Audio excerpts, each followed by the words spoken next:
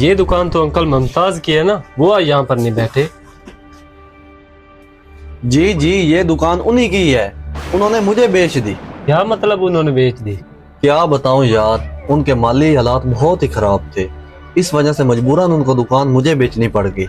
आप तो नबील के दोस्त हैं, आप ही जाकर उन्हें समझाएं कि वो इनकी मदद करें, वैसे भी वो रिश्ते में इनके चचा लगते हैं। मुझे बहुत दुख हुआ, लेकिन आप फिक्र न करें, मैं कुछ करता हूँ।